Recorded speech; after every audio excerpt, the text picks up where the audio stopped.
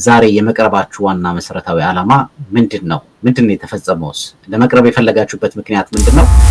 በዛሬው ቀን እዚህ የቀረብንበት ምክንያት በቤተክርስቲያችን ውስጥ በቤተክርስቲያኑ አስተዳዳሪና በሰበካ ጉባኤ ውስጥ የተፈጠረው ችግር ግልጽ በሆነ መንገድ ለህዝቡ ለማስረዳት ይሄንን በተመለከተ የሳቸው መሆኑ ምንድነው ማስረጃው? ስለ ድምጹ ለሚባለው ደግሞ የሳቸው ለመሆኑ በራሳቸው አንደበት አምነዋል። አዎ ይሄ የኔ ድምጽ ነው። በሁለታችሁ መካከል ውስጥ አገረ ስብከቱም ሳይሄድ በእናንተና በሰበካ ጉባኤውና በአስተዳዳሪው መካከል ውስጥ የነበረውን ነገር በእንደዚህ ከተነጋገራችሁ በኋላ የመለያ መንገዱ ምኑ ጋር ማህበረ ካህናት ለደብሩ ማህበረ ካህናት አቤቱታ ቀረበ። በቅድሚያ ያንን አቤቱታ ለማህበረ ካህናት ከቀረበ በኋላ መልስ አላገኘንም ከሳቸው። ያያገባችሁም ማህበረ ካህናት የለም አሉ። ያንን አስተዳዳሪ የዛ ቤተክርስቲያን መስራች እንደነበሩ ያንን ቤተክርስቲያን ቀደም ብለው እንግዲህ ከነበሩት ካህናትና ምዕመናን ጋራ ይሄንን ቤተክርስቲያን መስርተው ዛሬ ላይ ያደረሱት እሳቸው እንደሆነ ይነገራል። አሁን ቤተክርስቲያን በተዘጋበት ጊዜ ላይ በሩ ተሰብሮ ገብተው እንትን ሲሉ ፖሊስ ተጠራ። በዛ መልኩ ነው መጨረሻ ላይ ይሄ ነገር ህጋዊ ጥሰትም አሁን ገብቷል በማለት ሰበካ ጉባኤውና ምዕመናኑ ተነጋግረው የተባረሩት ማለት ነው። ምናልባት ይሄንንም ነገር አሁን እናንተ የምታወሩት ነገር ትክክል አይደለም የሚል አካል ካለ እዚህ ሚዲያ ላይ ቀርቦ መናገር ይችላል። ሚዲያችን ማቅረብ ይችላል።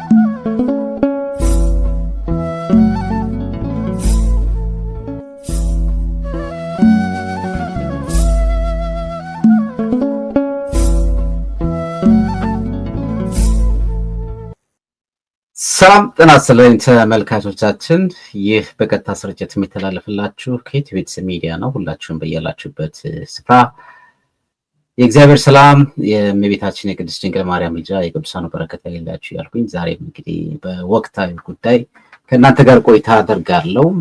እንግዲህ እንኳን ለአዲሱ ዓመት በሰላም በጤና አደረሳችሁ አደረሰን እላለሁ። እንግዲህ ከዘመነ ማቴዎስ ወደ ዘመነ ማርቆስ እግዚአብሔር በሰላም በጤና ጠብቆ አሸጋገረን። ለመላው ትውልድ ኢትዮጵያና ኢትዮጵያዊ ያለውናችሁት ሁሉ መልካም አዲስ ዓመት እላለሁ። ዛሬ ቆይታ የማደርገው እንግዲህ ቀደም ሲል ሁላችሁም እንደምታውቁት በዚህ በዳላስ ቴክሳስ አካባቢ ላይ የአጥማቂ ጆቢራውን ጉዳይ በተመለከተ በርካታ ቪዲዮዎች መስራታችን ይታወቃልና ያንን አጀንዳ እንግዲህ ወደ ህዝባዊ ተቀይሮ አገረ ስብከቱም ጉዳዩን ተመልክቶና አይቶ ከአቅሙ በላይ ሲሆንበትና ማህበረ ካህናቱም ማህበረ ምዕመናኑም ቀይ መስመር አስምረው ከዚህ በኋላ አገረ ስብከቱ ይሄንን ካልሰረዘና ይሄንን የቤተክርስቲያን ምስረታ ካላቆመ አገረ ስብከቱ እኛን አያዘንም፣ ለአገረ ስብከቱ ማንታዘዝም የሚሉ ኃይል ሲነሳ አገረ ስብከቱ በእገዳ ይዞት እስካሁን ድረስ እንግዲህ በእገዳ ላይ ነው ያለው። የውስጥ መረጃዎች እንደሚናገሩት እንደምንሰማው ደግሞ ሁኔታው ውስጥ ለውስጥ ሰውየው ስራውን ጀምሯል። ከኢትዮጵያ የመጡትን ጳጳስ እንደዚሁ ባርከውለት ሄደዋል ይባላል።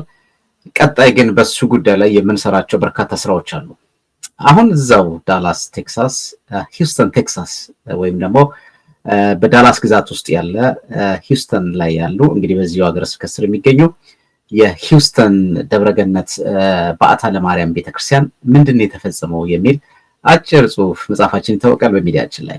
ዛሬ ከቆይታ ከሂውስተን ደብረገነት በዓታ ለማርያም ቤተክርስቲያን የሰበካ ጉባኤ አባላት ጋር በከፊል ከነሱ ጋር ቆይታ እናደርጋለን። ይህ ድምጽ የሚሰማችሁ ይመስል የሚታያችሁ በያላችሁበት መልእክቱ ለሌሎች ሼር እና ላይክ በማድረግ አብራችሁን እስከ ፍጻሜ ትቆዩ ዘንድ መልካም ጥሬን አስባለሁ። በዓሉ የሰላምና የፍቅር ደስታ በዓል እንዲሆንላችሁ እመኛለሁ። ዛሬ እንግዶች አሉኝ። ከእንግዶቼ ጋር ቆይታ እናደርጋለን። ካፍታ ቆይታ በኋላ ተመልሰን እንመጣለን። አብራችሁ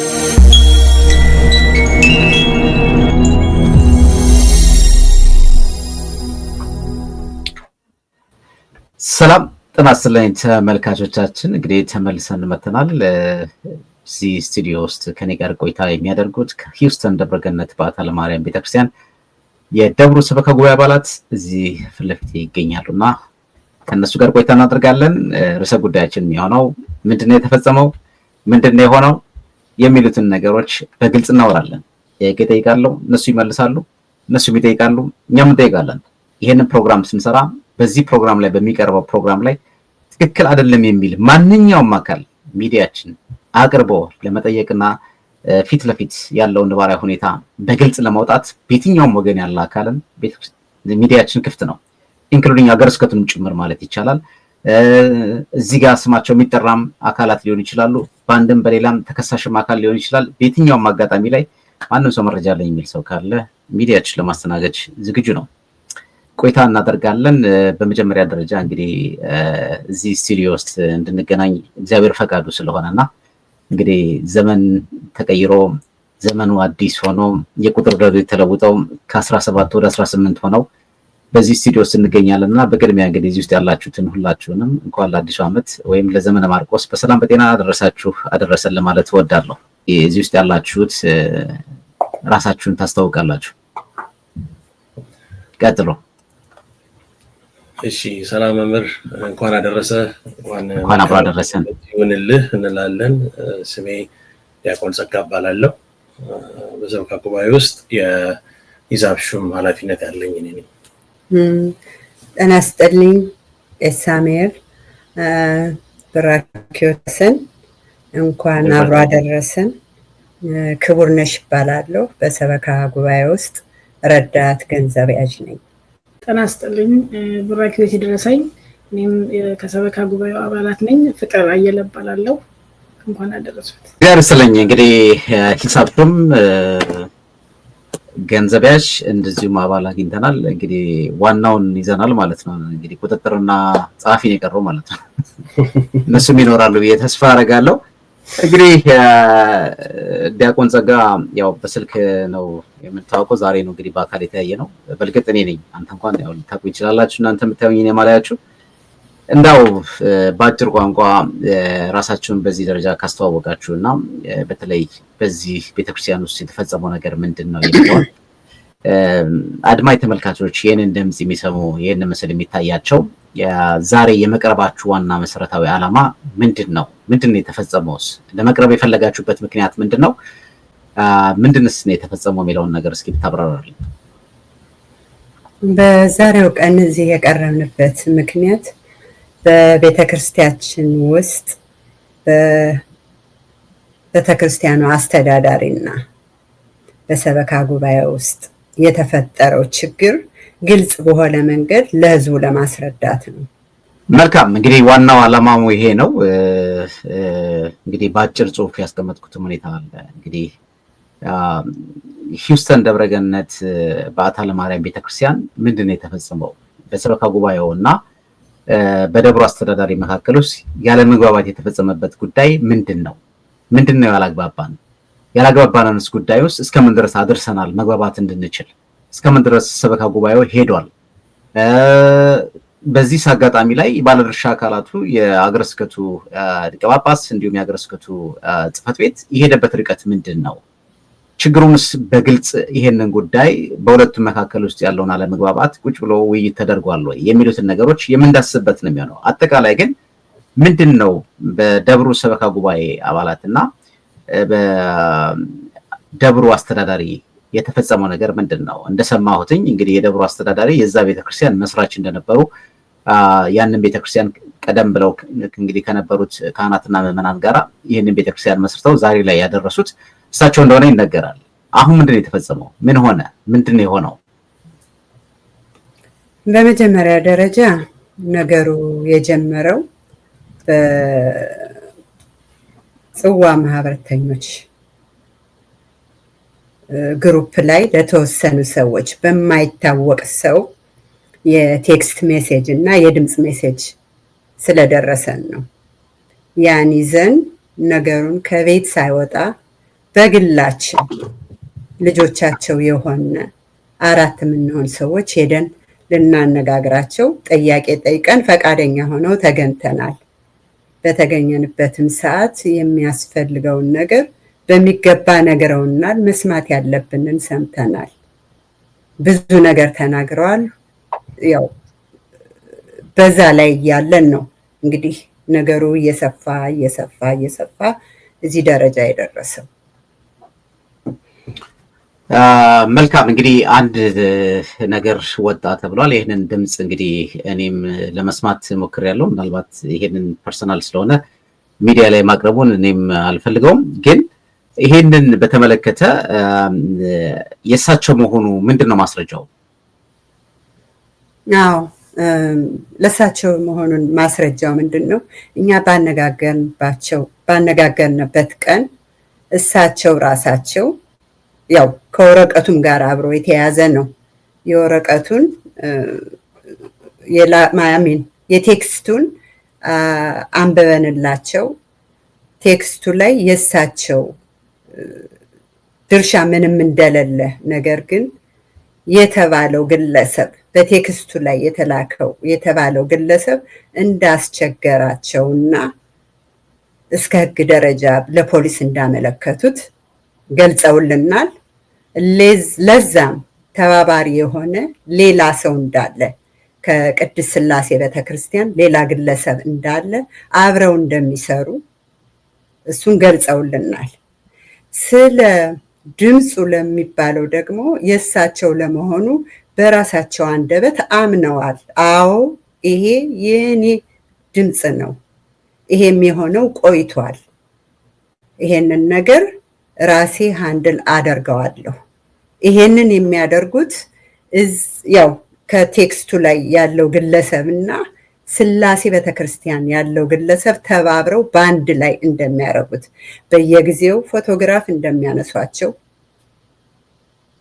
የትም ቤተክርስቲያን ይሄዱ በየጊዜው ፎቶግራፍ እንደሚያነሷቸው፣ ያው ለዛም ምስክር የሆነ ሰው እዛው ከአራታችን አንዷ አዎ እኔም አይቻለሁ ፎቶግራፍ ስታነሳዎት ሥላሴ ቤተክርስቲያን አይቻለሁ ብላ ያው ዲስከሽን አድርገናል። ለድምፁ ግን አምነዋል፣ እኔ ነኝ ብለዋል። ለሱ መረጃ ከጠየቀኝ ሊኖረኝ አይችልም። ለምን እኛ የሄድነው በንጹህ ልቦና አባታችን ስለሆኑ ብዙ ጊዜ ስላሳለፍን በእጃቸው ስለጎረስን ከቤት እንዲወጣ አልፈለግንም ነበር። ሁሉም ነገር አንድ ላይ ሆነን እዛ ውስጥ ሁላችን እንድንጨርሰው ነው የፈለግን። ተጨማሪ በዚህ ላይ ያው ከዚህ በፊትም በዚህ ጉዳይ ላይ በተነጋገርንበት ጊዜ ከወረዳ ቤተ ክህነቱ ጸሐፊ ጋር በተነጋገርንበት ጊዜ ያው የቆየ ነገር እንደነበረ ቆይቶ ንስሐ የገቡበት ነገር እንደሆነ እንደዚህ ያሉ ነገር ያው ነግረውን ነበረ። መግለጫም እንዲሆነ የድሮ የነበረ ነገር አረጋግጠው ነግረውናል ለኛ ማለት ነው። በዛ አንፃር እንግዲህ ዋናው ለመቅረባችሁ ዋናው መንስኤ የሆነው በእናንተና በሰበካ ጉባኤውና በደብሩ አስተዳዳሪ መካከል ውስጥ የተፈጠረውን አለመግባባት ነው። የአለመግባባት ውጤት ደግሞ በጽዋ ማህበሩም ሆነ በግሩፕ ቴክስት ላይ የተመጣው የድምፅና የቴክስት ያ ነገር ሲሰማ እንደ ልጅ ሄዳችሁ አናገራችኋቸው። እሳቸው ደግሞ ያንን ጉዳይ ያው መቅረጫ አልያዛችሁም ወይም ደግሞ ይሄ ይሆናል ብላችሁ ስላላሰባችሁ አምነውላችኋል ነው እያሉኝ ያሉት። በትክክል እንዲያውም ይሄ በተለይ ቴክስቱ ላይ ያለው ግለሰብ ለሕይወታቸው ሁሉ አስጊ እንደሆኑና እስከ ፖሊስ ደረጃ እንደደረሱ ነው የገለጹልን። ይሄ በአንድ ሰው እኔ ብቻ የምናገረው አይደለሁም። which of course አንዷም እዛ የነበርኩት እኔ ነኝ፣ ለኔም አባቴ ናቸው። ግን ከእኔ ሌላ 3 ልጆች አሉ። መቼም በአንድ ሰው ላይ 3 ሰው ሊዋሽ አይችልም እና እስከ ፖሊስ ደረጃ እንደደረሱ ነው የተናገሩት። በዚህ ላይ ያለን ነው እኮ። ግን አሁን እናንተ ይሄንን ጉዳይ ይዛችሁ ወደ ደብሩ አስተዳዳሪ ሄዳችሁ ስታናገሯቸው ምንድን ነው የሚለውን ነገር ችግሩን ለመፍታት ነው አይደል? አዎ። ሄዳችሁ ምንድን ነው የተፈጠረው? የመለያ መንገድ ምን ሆነ? አይ እኔ አይደለሁም ነው እኔ አይደለም ያሉት። ይሄ ለሁሉም የሰጡት መልስ ምንድን ነው? ለቴክስቱ እሪዝና እኔ አይደለሁም እያስቸገረ ያው ችግር እንዳለ እያስቸገረች እንደሆነ እና እስከ ፖሊስ ደረጃ እንደደረሱ አንዳንዴ ፍራቻም ስላላቸው ምን ሊፈጠር ይችላል በሚል ፍራቻም ስላላቸው ካሜራ ላይ ቆመው እንደሚያነጋግሩ፣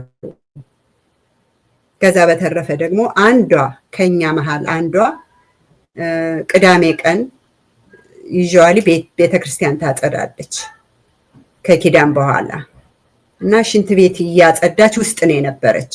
አላዩአትም። ይሄ የተባለው ግለሰብ መኪናቸውን ይዛ የትም አትሄድም ብለው ሲጫጫሁ ወጣች። ምን ተፈጠረ ብላ ምንድነው ነገሩ ብላ ስትወጣ ሁለቱ ነው የሚጫጫሁ እና ይሄንን ሁሉ ከኛ መሃል ገልጻለች። እኔ እኮ አልገባኝም እኮ ያን ቀን ስትጫጫሁ አትሄድም ስትል መኪናዎትን ይዛ ብላ እስከዚህ ደረጃ ነው የተነጋገርነው። ብዙን መናገር ማልፈልገው ነገር አለ፣ ግን እዚህ ደረጃ ያው እሳቸው ግን ለዚህ ማስተባበያ የተናገሩት ምንድነው? እኔ አይደለሁም፣ እንዲያውም ግለሰቡ የአእምሮ በሽታ ሳይኖርበት አይቀርም ታሟል አይነት ነው የተናገሩት። ለቴክስቱ እንግዲህ ይሄን ነው። የቅጂውን ደግሞ የስሪዝም እኔ ነኝ የተቀዳው የኔ ድምጽ ነው፣ ግን የቆየ ነው። ይሄ የቆየ ድምጽ ነው እና ያሉት ሌላ ምንም የሰጡት ማስተባበያ። መልካም እንግዲህ ይሄንን ሐሳብ ከሰጧችሁ በኋላ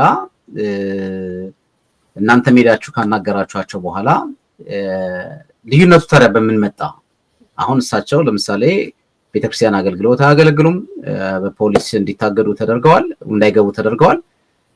አት ሴም ታይም እንደገና ደግሞ እናንተ አገረ ስብከትም እንደሄዳችሁ ሰምቻለሁ።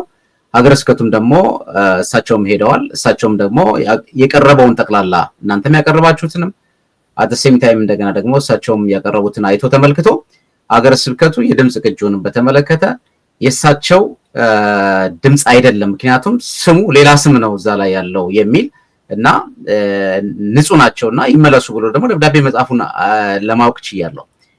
አሁን በሁለታችሁ መካከል ውስጥ አገረ ስብከትም ሳይሄድ በእናንተና በሰበካ ጉባኤውና በአስተዳዳሪው መካከል ውስጥ የነበረውን ነገር በእንደዚህ ከተነጋገራችሁ በኋላ የመለያ መንገዱ ምኑ ጋር ነው? ይሄ ነገር መጣ። እንደ ሰበካ ጉባኤው ባው እንደተናገሩ ኮርነሽ እንደተናገረችው በዚህ ወደ ሰበካ ጉባኤው ቀረበ። ይሄ ድምጽ በየቦታው የተሰራጨ ስለነበረ ለምዕመናኑም እየደረሰ እንደነበር እንደ ሰበካ ጉባኤ የደረሰ በሰበካ ጉባኤ አንጻር ያው የሃይማኖታዊ ጉዳዮች አሉበት፣ አንዳንድ ነገሮች ስላሉበት ይሄን ነገር እንደ ምዕመናን ልንወስን አንችልም በማለት ለማህበረ ካህናቱ ለደብሩ ማህበረ ካህናት አቤቱታ ቀረበ። በቅድሚያ ያንን አቤቱታ ለማህበረ ካህናቱ ከቀረበ በኋላ መልስ አላገኘንም ከሳቸው። ያያገባችሁም ማህበረ ካህናት የለም አሉን። ያንን በመውሰድ ከዛ በኋላ ለወረዳ ቤተ ክህነት ጽሕፈት ቤት ጸሐፊው አሉ እሳቸው ይሄን ነገር በአቤቱታ መልኩ ይሄን ነገር ይውልን ሃይማኖታዊ ነክ ነገሮች አሉ በማለት እዛ ድረስ ሄድን። ያ ነገር ከዛ ላይ እንደዚህ ተነጋገርን። አሁን እኔን በአሉ የቆየ ነገር ነው ተባለ። ንስሐ ገብቼበታለሁ የሚለውን ሁሉ ተናገሩ። ከዛ በኋላ ይሄን ነገር ከተነጋገርን በኋላ ከአብይ ጾም መረጃ እመጣለሁ ምንም ችግር የለም ከተባለ በኋላ አይ ከናንተ ጋር ምንም ማድረግ አልፈልግም መሰብሰብ አልፈልግም የሚለው ነገር መጣ ከአብይ ጾም በኋላ። ያ ነገር ከሆነ በኋላ አይ መሰብሰብ ካልሆነ እንግዲህ ለአገረ ስብከቱ እንሂድ በማለት ወደ ላይ ወደ አገረ ስብከቱ ወደ ሊቀ ጳጳሱ አቤቱታ አቀረብን ማለት ነው። ያኔ ያለውን መረጃ ጽፈን ምን ብለን አቀረብንላቸው። መተውም አነጋገሩን። አይ ነገሮችን እናያለን የምዕመናኑንም ያለውን ጉዳይ አይተን እንወስናለን አሉ። እሺ ብለን ተቀበልን። ግን ከዛ በኋላ በዚህ ነገር እያለበት እያለ የአስተዳዳሪ ጉዳዮችን ጉድለቶች የደረሱበት ነበረ። ያንን በህግ የተያዙ ጉዳዮች ነበሩ። ስለዚህ የነዛ በህግ የተያዙ ጉዳዮች እስከሚፈቱ ድረስ በማለት በጊዜያዊ መልኩ እገዳ አደረገን በሰበካ ጉባኤ። ይሄ ነገር ሰላም እንዲሆን ለቤተክርስቲያን ሰላም ተብሎ በጊዜያዊ መልኩ እገዳ ይሁን ተባለ። ያንንም ነገር እገዳው ላይ ያለ እገዳ ማለት ቤተክርስቲያን አገልግሎት እንዳያገለግሉ ነው። ያለው ጉዳይ እስከሚፈጸም በሀገረ ስብከቱ ያለው ጉዳይ መፍትሄ እስከሚያገኝ ድረስ መልስ እስከሚሰጥ ባለው ሁሉ በማለት ጊዜያዊ እገዳ ተሰጠ። ተቀበሉ። እሱ ሄደ። ከዛ በኋላ ሀገረ ስብከቱ ልኡካን ልከው አነጋገሩን ባለው ጉዳይ ላይ የህዝቡንም የምዕመናኑንም ድምጽ ሰምተን ሰበካ ጉባኤውንም ሰምተን የእናንተንም የነሱንም ሰምተን የሚሆነ መረጃ በዚህ በቅጁ ላይ ሃይማኖታዊ ነክ የክህነት ነክ ነገሮች ስላሉ እነሱን እንሰጣለን ብለን ለሊቀ ጳጳሱ አቤቱታ አቅርበን ነበር። እሱን አይተን እንሰጣለን አሉ። እሺ ያለን እኛን አነጋገሩ፣ ህዝቡን አላነጋገሩ። ሳያነጋግሩ ያንን ደብዳቤ ይሄ ሰው እሱ አይደለም አዋዝ የሚለው ነው የሚለውን ድምጽ ሁሉ መልስ ሰጥቶ በደብዳቤ መልስ ሳያነጋግሩን ሳያመካክሩን ያንን ደብዳቤ ላኩ። ያ ነገር ሲመጣ እሳቸው ያንን ይዘው ያው እንደሚለው ላይ በሙሉ መብቱ እንዲመለሱ የሚል ነበር። በዛ መልኩ መጡና ቤተክርስቲያን በተዘጋበት ጊዜ ላይ በሩ ተሰብሮ ገብተው እንትን ሲሉ ፖሊስ ተጠራ። በዛ መልኩ ነው መጨረሻ ላይ አይ ይሄ ነገር ህጋዊ ጥሰትም አሁን ገብቷል በማለት ሰበካ ጉባኤውና ምዕመናኑ ተነጋግረው የተባረሩት ማለት ነው ከቤተክርስቲያን። ደብዳቤው ግን ሀገረ ስብከቱ ከጻፈ በኋላ ይሄ ነገር ለምንድን ነው የተጻፈው? ቀደም ሲል ማመልከቻ አስገብተን ነበረ፣ የተለያዩ መረጃዎችንም አምጥተን ነበረ። እንደ ይግባኝ በሚመስል መንገድ እናንተ ሀገረ ስብከቱን የጠየቃችሁበት መንገድ ነበረ? አዎ፣ ያንን ደብዳቤ ባሉበት ወዲያውኑ ያው ከፍልሰታ ከመግባቱ በፊት ነሐሴ 1 ልክ ከመግባቱ በፊት ቀን በፊት ነበር የተላከው። ከዛ በኋላ መልስ ሰጠናቸው። ይሄ ነገር በተነጋገርንበት በተወያየንበት የያዘ የተንተራሰ ውሳኔ አይደለም። መረጃውንም ሰጠናል። በደብዳቤም ላይም ድምፁ እሳቸው እንደሆኑ አረጋግጠን በጸሐፊውም ወራ ቤተ ክህነት ጸሐፊው የተረጋገጠ ነው ብለን ነግረናቸው በዛ ላይ መረጃ አድርገን ሙሉ ገጽ ደብዳቤ ሰጥተናቸው እስካሁን ድረስ ያው መልስ አላገኙበትም። ከዛ በፊትም ያው ለማነጋገር ሞክረን ብንደውል ሌላ ደብዳቤ ብንል ሀገረ ስብከቱ መልስም አልሰጠንም ነበር ይሄን መረጃ ሲያወጣ። ስለዚህ አሁን ያለው አገልግሎት ምን ይመስላል? አሁን በቤተክርስቲያን ውስጥ እሳቸው የሉም?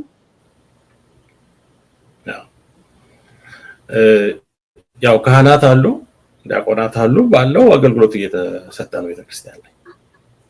ኦኬ እንግዲህ እኔ ምንድነው እንግዲህ በሁለቱም ወገን ያሉትን መረጃዎች ለማጣራት የተለያዩ ሰዎች መረጃ በየ ስልኬን አስቀምጬ በዛ መሰረት እየደወሉልኝ እንደነበር ይታወቃልና በዚህ ደረጃ አንዳንድ ሐሳቦች መተውልኝ ነበር። እንግዲህ ምናልባት ይሄንንም ነገር አሁን እናንተ የምታወሩት ነገር ትክክል አይደለም የሚል አካል ካለ እዚህ ሚዲያ ላይ ቀርቦ መናገር ይችላል፣ ሚዲያችን ማቅረብ ይችላል። እኛ ዋናው ትልቁ ነገር ለቤተክርስቲያን በሚበጅ መንገድ ለቤተክርስቲያን በሚመጥን መንገድ የቤተክርስቲያኒቷን ህልውና ጠብቆ ከማስጠበቅና ማንም የማንን ስም በከንቱና በሐሰት መወንጀሉ ሁኔታ ሳይሆን ሁሉም በኩል ሚዛን ፍርድ የሚሰጠው እግዚአብሔር እንደሆነ ብናቀም፣ ነገር ግን በቤተክርስቲያን ውስጥ አንዳንድ ጊዜ የሚደረጉ ያፈነገጡ ነገሮች ደግሞ እንደዚህ በሚዲያ ወጥተው መጥራት መቻል አለባቸው። እውነት መታወቅ አለበት፣ እውነቱን መረዳት አለብን የሚል እምነትም ስላለኝ ነው። ከዚህ አንፃር ለምሳሌ ይሄንን ነገር የተነሱብኝ ወይም ደግሞ በደብሩ አስተዳዳሪው ላይ ይሄንን ነገር የመጣበት ራሱ ሰበካ ጉባኤው አንደኛ ለረጅም ዓመታት የቆየ ነው የሚባል ሐሳብ አለ። ይሄ ምን ያህል እውነት ነው? ከዛ ሲቀጥል እንደገና ደግሞ የደብሩ አስተዳዳሪ ፈቃድ ከሳቸው ውጪ ደረሰኞች ወይም ደግሞ የገንዘብ የሚሰበሰቡበት ሞዴሎች ታትመው ወጥተው ይሄንን ነገር ለምንድን ነው ያደረጋችሁት የሚል እንደ አንድ የደብሩ አስተዳዳሪ ወይም የሰበካ ጉባኤ አባል ሰብሳቢ ይሄንን ጥያቄ በሚያቀርቡበት ሰዓት ላይ የነሱን ገበና ለመሸፈን ሲሉ ያደረጉት ነው የሚልም ሐሳብ ሰምቻለሁ። ይሄ ምን ያህል እውነት ነው? ከየትኛውን ጀምር? ተራ አንድ ሁለት። እሺ በዚህ በሰበካ ጉባኤው በሚለው ላይ ያው የምርጫ ላይ እንደዚህ በሚለው ላይ ያው በየ4 ዓመቱ እንደዚህ ነው ተደርጎ የሚለው በዛ ላይ የዛሬ 2 ዓመት ይሆናል 2000 በኢትዮጵያ 2015 ላይ ማለት ነው። በዚህ 2023 ላይ ቀርቦ ነበር ለህዝቡ ለምዕመናኑ ሰበካ ጉባኤው ጊዜው አልቋል፣ መተዳደሪያ ደንቡ ላይ የሚለው እነዚህ ናቸው ማሟያ፣ ይሄንን የሚያሟላ ሰው ያስፈልጋል ተብሎ አሳውቀን ነበር ለምዕመናኑ። በዛ ጊዜ ላይ ካለው መዝገብ ላይ አባላት ላይ የሚያሟላ ሰው አልተገኘም ነበር። ለህዝቡ ማቅረበን ነበር። ይሄን ነገር ቀርቦ ይሄ ነገር በህዝብ ምርጫ ይደረግ ሰው ጠቁቡ ብለን እሳቸው ራሳቸው ወደ ምህረት ላይ ሄደው ተናግረው ጠይቀን ነበር። በዛ ላይ ክራይቴሪያውን የሚያሟላ ሰው ባለመገኘቱ ህዝቡ ምዕመናኑ በዛ ጊዜ ላይ አይ ይሄን ነገር እስከሚቀጥለው ጊዜ እናሟላለን፣ እስከዛ ድረስ አባላቱ የአባላታቸውን ክፍያ እየከፈሉ ባለው ላይ ሆነው ለሚቀጥለው ምርጫ እስከሚገኙ ድረስ እናንተ በዚህ ባላችሁበት ቀጥሉ ተብሎ በምዕመናኑ ፊት የጸደቀ ነው ማለት የአባላትነታችን ማለት ነው። እናንተ ባላችሁበት ቀጥሉበት፣ ለሚቀጥለው ላይ ያሉትን ምዕመናን ተዘጋጅተው ያንን ቦታ ላይ እንዲወስዱ እናደርጋለን በማለት በዛ ምዕመናኑ ራሱ ሰበካ ጉባኤው ራሱ ማነው አባላት ሁሉ በዚህ ላይ ወስኖ የዛሬ 2 ዓመት እንግዲህ እንደገና በሁለተኛ በሶስተኛ ጊዜ እየጸደቀ ነው ማለት ነው። ህጋችሁ ግን እንዴት ነው? ለምሳሌ አሁን ያው እንደምታውቁት እንግዲህ በግልጽ ቋንቋ እናወራና በውጭው ዓለም ላይ ቃለ ዓዋዲ የሚባለው ሽፋን ነው ሁሉም ቦታ ላይ እና ሁሉም የራሱ የሆነ ደብሩን በሚመሰርትበት ሰዓት ላይ የሚያዘጋጀው ባይለው አለ። አንዳንዱ ኮፒ ሊያደርግ ይችላል፣ አንዳንዱ ሊወርስ ይችላል፣ አንዳንዱ የቦርድ ብርድ የሚባልም ነገር ስላለ ማለት ነው። የእናንተ ህጋችሁ አንድ ሰበካ ጉባኤ አባላት እስከ ስንት ጊዜ ነው የሚቆየው? እናንተስ አሁን ይሄ ቤተክርስቲያን ከተመሰረተ ምን ያህል ጊዜ ሆነዋል? እስካሁን ድረስስ የነበረው የሰበካ ጉባኤ ሂደትስ ምን ይመስላል? ምክንያቱም መስራች እንደነበሩ ለማወቅ ችያለሁ። እናንተም እዚህ ውስጥ ያላችሁት መስራቾች ልትሆኑ ትችላላችሁ፣ ያው እናንተ ትናገራላችሁ ማለት ነውና በዚህ ደረጃ ምክንያቱም አንድ ችግር ሲመጣ ለችግሩ ሁሉ ማምለጫ የሚሆንበትን አይነት ነገር ይጠቀሳልና ምን ያህል እውነት ነው የሚለውን ነገር ህዝብም እንዲያውቀው ስለፈለኩ ነው። እንደምትራደጉ 4 ዓመት ነው የሚያዘው። በየ4 ዓመቱ ላይ እንዲቀየር ነው የሚለው። ያንን ጉዳይ ያለፈው ጊዜ ላይ ካሁኑ በነበረበት ላይ ወደ ኮቪድ ጊዜ ላይ ነበር መሰለኝ የነበረው ያ ነበር። ከዛ በኋላ እንደገና ይሄ ነገር እንደገና መታየት አለበት ብለን አንስተን ነበርና ግን የሚለው ያው እስከ 9 አባላት 4 ዓመት እንዲያገለግሉ ነው የሚለው። አውጣቸውን ከካህናትም ከመናንም ከሰንበት ትምህርት ተወካይ ተደርጎ ነው ያንን 9 የሚወክለው ማለት ነው። እና እናንተ ምን ያህል ዓመት አገለግላችሁ? እኛ እንግዲህ ወደ 10 ዓመት ከ10 ዓመት በላይ ይሆናል ብዬ አስባለሁ። ግን አሁን እሱ ዲያቆን ጸጋ እንደገለጸው እኛ በግድ ወይም ደግሞ በደብዳቤያቸው ላይ በተለያየ ደብዳቤ ላይ እንደጻፉት ከ10 ዓመት በላይ አንወርድም ደግሞ በግድ ነው ብለው ያሉት ሳይሆን እኛ ሁሌም ምንም ችግር የለብንም ተመራጭ ካለ ቦታውን መልቀቅ በግድ አይደለም ያልነው። ግን ሁሌ እንደዚህ ነገሮች ምርጫ ላይ ሲመጡ ክራይቴሪያን የሚያሟላ ሰው አይኖርም። ያ ነው ሳይኖር ሲቀር እሳቸው ቀስ ወጥተው ነው አውደ ምሕረት ላይ ወጥተው ሁሌ ይናገራሉ። ይሄንን የሚያሟላ ስለሌለ እነሱ ቢቀጥሉ ምን ይመስላችኋል ሲባል ህዝቡ ሁሉ አጨብጭቦ ማለት እኛ ምንም ነገር ሳንል ህዝቡ በጭብጨባ ገልጾ ነው ፈቃደኝነታቸውን ሲገልጹ ነው እኛ የምንቀጥለው እንጂ ወይኛ ተጠይቀን አንወርድም ያንበት ቀን ምንም የለም። ስለዚህ ባጭር ቋንቋ ምንም እንኳን ህጋቸው 4 ዓመት ቢባልም ዛሬ ሰበካ ጉባኤው አልተመረጠም አይቀየርም ከሚለው ባሻገር ራሳቸው የደብሩ አስተዳዳሪ ወጥተው አውደ ምሕረት ላይ በሚናገሩት እና በስምምነት ዛሬ ቤተክርስቲያኒቷን እያገለገላችሁ ነው። ባጭር ቋንቋ እንደዚህ ነው። ልክ ነው። በዛ ላይ ተጨማሪ ያለኝ እኔ እሺ ተጨማሪ ምንድነው? ቆይተናል 10 ዓመት ከተቋቋመ ጀምሮ። ነገር ግን በእኛ ፈቃድነት አይደለም። መምህር ራሳቸው እኛ እንድንወርድ አይፈልጉም። ቆመን አውደ ምሕረት ላይ በቃ የሚያሟላ የለም እናንተ መሆን አለባችሁ ነው የሚሉ። አውደ ምሕረት ላይ ቆመን አንፈልግም እባካችሁን። ሁሌ ስብሰባ ላይ በተለይ አቶ ሳሙኤል ሁሌ ስብሰባ ላይ እኔ ደከመኝ ሌላ ሰው ይግባ ሌላ ሰው ይመረጥ እያለ ሁሌ ሮሮ ነው የሚያሰማው። ማንን እንምረጥ? የሚያሟላ ሰው የለም ነው የሚባለው። ይሄ በተደረገበት ሰዓት እንደገና ባጸደቁት ሰዓት ራሳቸው ወጥተው በቃ ሰበካ ጉባኤ ያለው ይቆይ፣ እስከዛው ድረስ አባልነታችሁ የሚከፍለውም ያስተካክል፣ ሁሉ ነገር ይስተካከል፣ ከተስተካከለ በኋላ ይመረጣል ነው የተባለው። አሁን እንደገና ዞረው ይሄን አጌንስት አስ መምጣታቸው የሚገርም ነው። እውነቴን ነው። ቤተክርስቲያን ማገልገል በጣም ደስ የሚል ነገር ነው። እግዚአብሔር ሲፈቅድ ነው እንጂ ማንም ሰው ሊሆን አይችልም ከመድኃኒዓለም ካልመጣ። ግን ይሄንን ነገር እያደረግ እንደዚህ አይነት ምንድነው ገንዘብ እኮ አይከፈልንም።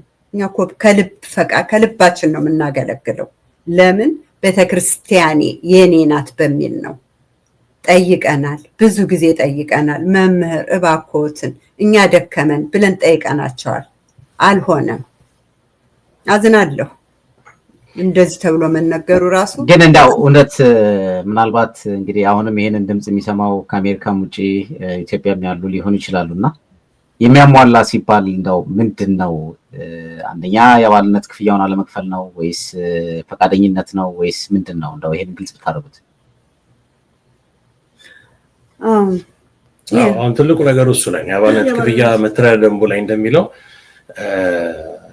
ለመመረጥ አትሊስት 4 ዓመት ቤተክርስቲያን ላይ የኖረ ሰው ይላል። እዛ ላይ ያለና አባልነት የከፈለ ለ4 ዓመት የሚል ነው። ከዛ ደግሞ ለመምረጥ ደግሞ 2 ዓመት ይላል። 2 ዓመት ቤተክርስቲያን ኖሮ ያሟላል ነው። በብዛት ጊዜ እነሱ ሁለቱም ክራይቴሪያ ላይ ነው የሚያስቸግሩት። መልካም። ሁለተኛው ሲያነሳ ነው ሐሳብ ለምሳሌ አሁን ከሚቀርብባችሁ አንዱ ነገር ይሄ ጉዳይ እንደ ጆከር ካርድ የተመዘዘብኝ ወይም ደግሞ የተመዘዘው እነሱ ካርኔ ያለ ደብሮ አስተዳዳሪ ፈቃድ አሳትመዋል የሚል ነገር ሰምቻለሁ እና ይሄስ ምን ያህል እውነት ነው? ያው እንግዲህ እንደ ሂሳብ ሽብኔን እሱልኛው ልመልስ። የዚህ ጥያቄ የመጣበት ወደ 2022 ላይ ነው። እዚህ ሀገር አሁን የምንጠቀመው የደረሰኝ ሪሲት ቡክ አለን። ያንን በለየት ባለ መልኩ ይሰራ የሚል ሐሳብ መጣ። ይሄ ምንድነው? ይሄ ሞዴል 64 ነው ሞዴል 63 ይባል በኢትዮጵያ አይነት አለ መሰለኛል አይደለ? እና ሞዴል 30 ሞዴል 64 በዛ አይነት መልኩ አድርገን ይሄን ነገር እንደ አዲስ እንስራው ተባለ። ጥሩ ተባለ። ያንን ዲዛይኑ ወጥቶ እስከሚሰራ እስከሚያልቅ ድረስ በእጃችን ላይ ያኔ የነበረው አለቀ፣ ሪሲት ማለት ነው። እና ኦኬ ይሄ ነገር ትንሽ ጊዜ ይፈጃል እስከሚታተምና እስከሚያልቅ ምን እናርግ የሚል ሲሆን ጊዜ አይ በቃ በጊዜያዊ መልኩ የተወሰነ 6 ጥራዝ የሚሆን ወደ 200 300 የሚሆን ይታተምና ከዛ በኋላ ያኛው ሲያልቅ ወደ አዲሱ እንሄዳለን ተባለ። እሺ ተባለ። በዛ መልኩ 6 ነው 8 ጥራዝ 6 ጥራዝ የሪሲት ቡክ ታተመ ተሰራ። ትልቁ ችግር የነበረበትና ያው እንግዲህ አለ መግባባት ይሁን አለማወቅም ቁጥሩ ላይ ነበረ። ኮንቲኒዩስ ሆነ ከድሮ ከነበረው ቁጥር ላይ ቀጠለና ለምሳሌ 500 ከነበረ ድሮ 501 2 3 ብሎ ተሰራና ያንን መጣ። አይ ይሄ ነገር መሆን የለበትም እንደዚህ በአዲስ መሆን አለበት። አዲስ ከታተመ 01 ተብሎ ነው ተባለ። እሺ ይሄ ነገር አልታወቀም አላወቅንም ይቅርታ ወይ ወደ አዲስ እናደርገዋለን እንትን ተባለ። አይ ግድ የለም ባለው ጽሁፉ ይመዝገብና ጽህፈት ቤት ይግባና ተነጋግረን በዚህ ቀጥል ተባለ። በቃለ ጉባኤ ላይ ከሰበካ ጉባኤ ላይ ተወያይተን ይሄ ነገር ለወደፊቱ አዲስ ሪሲት ከታተመ በአዲስ መልኩ 01 ተብሎ ቁጥር እንዲወጣበት ተብሎ በዛ ተነጋገረን። በዛ መልኩ ይሄ ጉዳይ አልቋል። በቃ እንግዲህ ይሄ ነው አለመግባባት የሚባል ከሆነ ይሄ ነው የሪሲት ነገር እንጂ ሌላ ነገር ምንም የሆነ ነገር የለም። በዛ ላይ ተጨማሪ ያለኝ እኔ እሺ በጸግሽ ላይ ተጨማሪ ያለኝ ምንድነው ይሄ ሁሉ ነገር የመጣው በእውነት ለመናገር አጀንዳ ለማስቀየር ነው፣ ጊዜ ለመውሰድ ነው እንጂ በእውነት ከልባቸው ያውቁታል ምን አይነት ሰዎች እንደሆንን ያውቁናል። ከመቤቴ ምንም ነገር የሚወጣ ገንዘብ እንደሌለ፣ ነገር ግን እሳቸው እንደሌላ ታሪክ አድርገው አምጥተውታል። ይሄ አስፈላጊ ከሆነ የራሳቸውን ኦዲተር ቀጥረው በራሳችን ወጪ ኦዲት መደረግ እንችላለን። ይሄ ሪሲት መጀመሪያው መጨረሻው ይታወቃል። ምን ያህል እንደተሸጠ ይታወቃል። ኤቭሪቲንግ ዜር የተጻፈ ነገር ነው። ሬከርድ ወረቀት የያዘውን አይለቅም። ባንክ ቤት ያለው ስቴትሜንት ይታያል። ለዚህ እኛ ምንም ችግር የለብንም። አጀንዳ ለማስቀየር ካልሆነ በስተቀር we are ready anytime ማንም ሰው መጥቶ ኦዲት ሊያደርግ ይችላል። መልካም እንግዲህ ግልጽ ለማድረግ ምናልባት ይህ ነገር የተፈጸመው እንግዲህ 2022 ከሆነ አሁን ያለንበት 2024 ነው። እናንተ ደግሞ ይሄ ችግር ደግሞ ተነሳ የተባለበት ደግሞ አሁን 2025 ላይ ነው። ስለዚህ እስከዛሬ ድረስ ለምን አልተነሳም የሚለውም አንድ ራሱን የቻለ ጥያቄ ነው። ከዛም ባሻገር ደግሞ ቀደም ሲል ይሄንን ጉዳይ ችግር እንኳን አለበት ብሎ ከታሰበ ጉዳዩን ወደ ሀገረ ስብከት ወስዶ ሀገረ ስብከቱም ሊዳኝ የሚችልበትን መንገድ ማድረግ ይቻል ነበር ብዬ አስባለሁ። የሆነ ሆኖ ግን አሁን ባለው ነባራዊ ሁኔታ ግን ምንድን ነው የሚያሳየው የሚለውን ነገር በግልጽ መታየት መቻል አለበት ብዬ አስባለሁ። ምክንያቱም እኔ አንድ እናንተን የምጠይቀው ጥያቄ ምንድን ነው የደብሩ አስተዳዳሪ ወይም የሰበካ ጉባኤው ሊቀመንበር ቀደም ሲል እዚህ ቤተክርስቲያን ላይ ልዩነት ተፈጥሮ ወይም ደግሞ አለመግባባት ተፈጥሮ ቤተክርስቲያን እንዳይገቡ እስከታገዱበት ወይም በፖሊስ እስከተከለከሉበት ጊዜ ጀምሮ አንደኛ ቼኩ ላይ ይፈርሙ ነበር ወይ? ሁለተኛ ገንዘቡን ያዙበት ነበር ወይ? አክሰስ ነበራቸው ወይ ኦንላይን የሚለውን ነገር እንዳው ይሄን ግልጽ ብታደርጉት።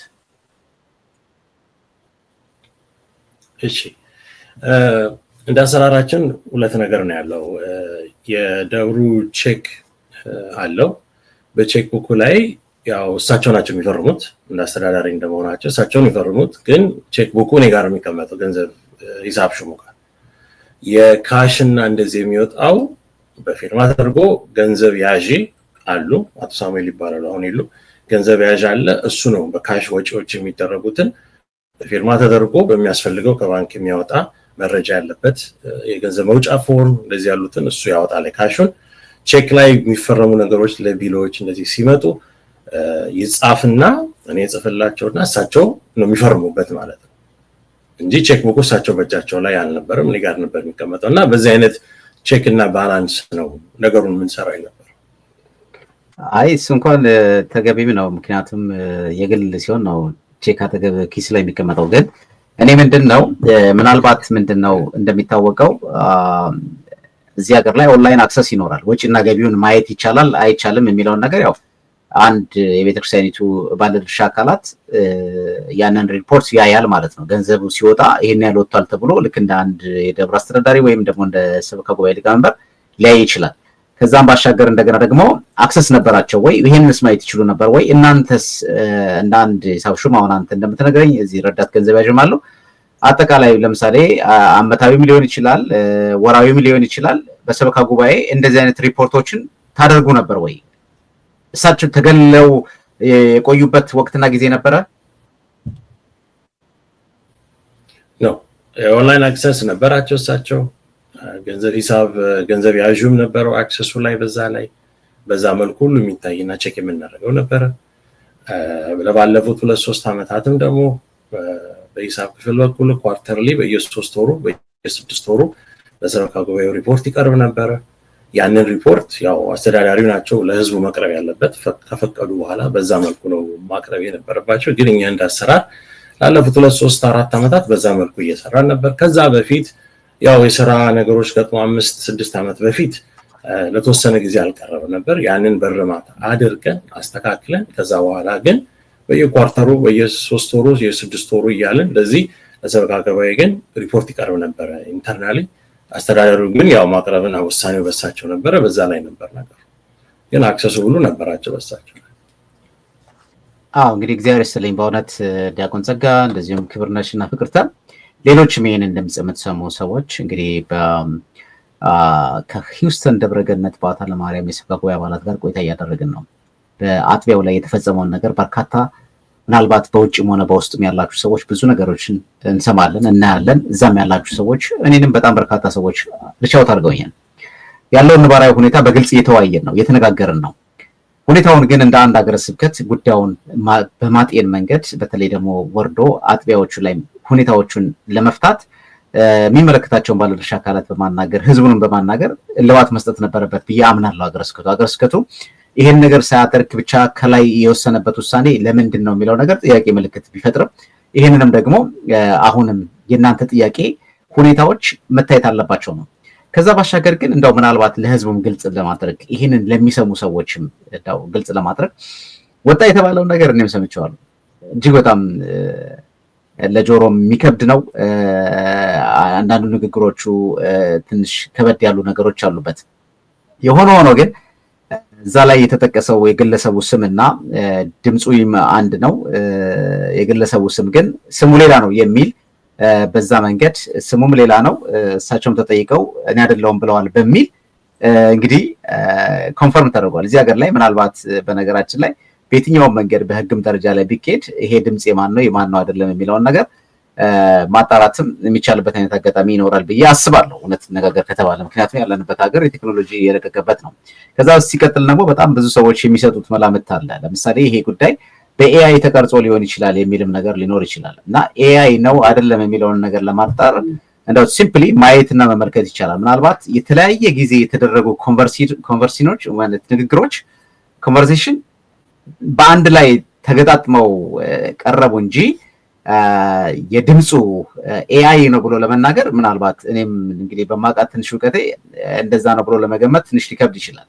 ከዛ ባሻገር ግን የሰውየውን ድምፅ በጥልቀት ስለማላቅ ይሄ ድምፅ ነው አይደለም የሚለውን ነገር መናገር አልችልም። ግን እናንተ የምታውቁ ወይም የሚያውቅ ሰው ግን ይህን ነገር ሊረዳና ሊገነዘብ ይችላል።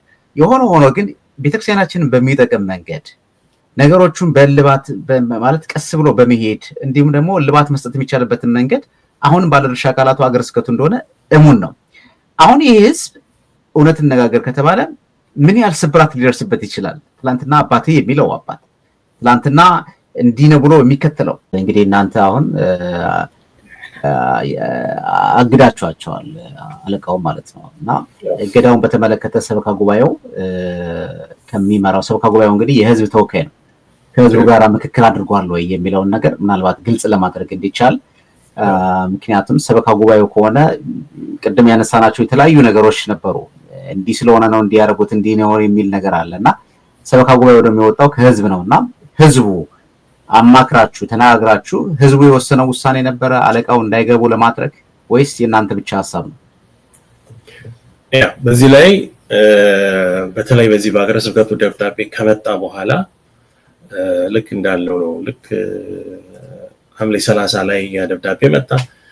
በቅዳሜ በዛ የነሐሴ ፍልሰታ ላይ ባለበት ጊዜ ላይ እሑድ ዕለት መጥተው በር አሰብረው ነው የገቡት። ፖሊስ ተጠርቶ በዛ ረብሻ ላይ ያንን ምክንያት በማድረግ ሰበካ ጉባኤው አባላቱን ጠርተን አነጋግረን የተደረገው ድርጊት ትክክል እንዳልሆነ አሳውቀን አባላቱ ሁሉ ተስማምተው አዎ የተደረገው ነገር ትክክል አይደለም፣ ከደብሩ መባረር አለባቸው የሚለውን ውሳኔ የተረጋገጠ ነው። ከአባላቱ ጋር ተነጋግረን ባለው ጉዳይ ተነጋግረን ህጉም እንደሚለው እንደዛ ስለሆነ ሁሉንም አባላት የሆኑትን ጠርተን ተቃዋሚዎችም ደጋፊዎችም ባሉበት ላይ ነበር። ጉዳዩ ይሄ ነው፣ ቤተክርስቲያን ላይ ይሄ ነገር ደርሷል፣ ይሄ ነገሩን በመሆኑ ምን ትላላችሁ? ሰበካ ጉባኤ ውሳኔው ይሄ ነው፣ አጽድቁልን፣ ንገሩን ብለን አነጋግረን ያለውን ጥያቄ ወጥቶ አባላቱ ሁሉ አረጋግጠውልናል።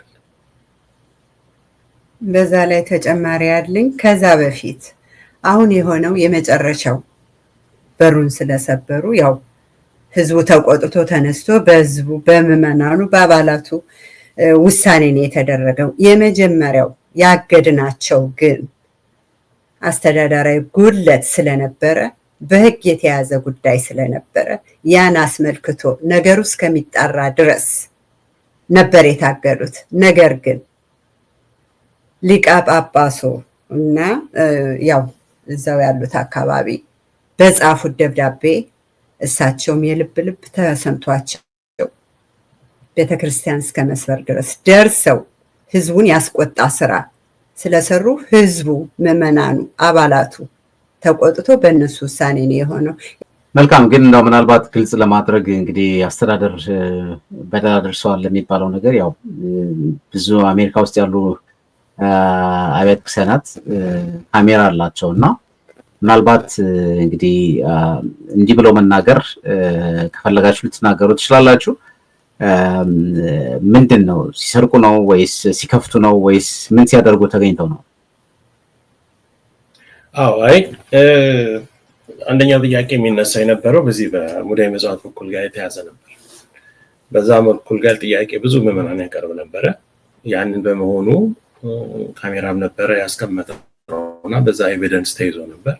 ያንን ኤቪደንስ ስለነበረ ከሙዳየ ምጽዋት ሲከፈትና ገንዘብ ሲወጣ በማየት በዛ መልኩ ነበረ ለህግ ያቀረብነው ያን ነገር። በአስተዳደሩ ህጉ ምን ላይ ደረሰ? ህጉን እንግዲህ ለፖሊሶቹ አስገብተን አሳይተናል። ያው ህጉ እንደሚለው በዚህ ሀገር ላይክ መጠንና ሌቭል አለው አይደለ? ዶላር አማውንት አለው ምን አለው ያንን ነገር ይሄ ጉዳይ እኔ በእነሱ ላይ እየታየ ስለነበረ ነው ጊዜያዊ እገዳ ብለን ያገድናቸው በዛ መልኩ።